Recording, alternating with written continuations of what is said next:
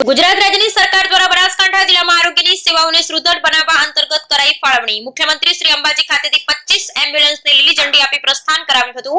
કુલ રૂપિયા 475.30 લાખના ખર્ચે જિલ્લામાં નવીન 25 એમ્બ્યુલન્સ ફાળવવામાં આવી છે।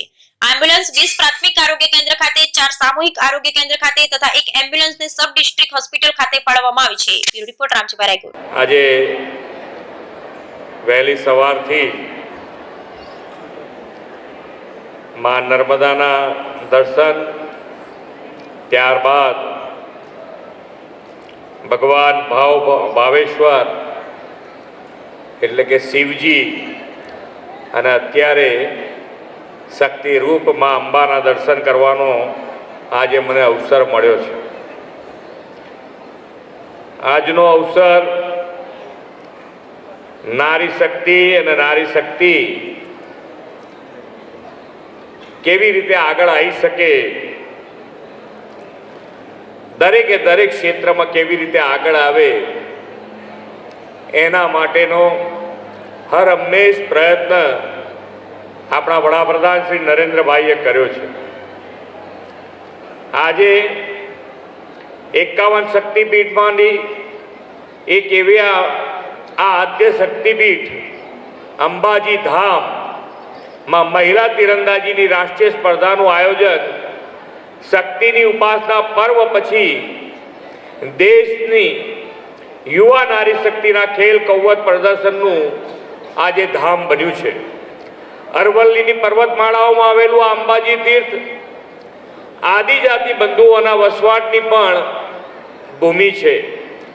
આદિજાતિ સમુદાયના ભગવાન બિરસા મુંડાની 150મી જન્મ જયંતિનું આ વર્ષ છે। ભગવાન બિરસા મુંડાએ તીર કામઠાને આઝાદીની લડાઈનું સશક્ત શસ્ત્ર બનાવેલું।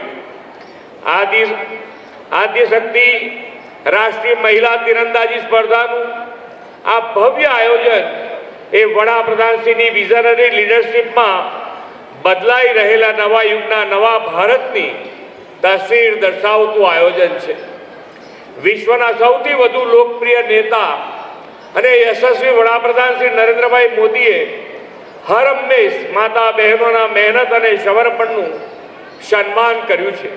તીર કામઠાના કસબને ખેલ કૌશલ્ય તરીકે કેળવનારી દેશભરની દીકરીઓ તેમની પ્રતિભાનો અહીં પરિચય આપવાની છે।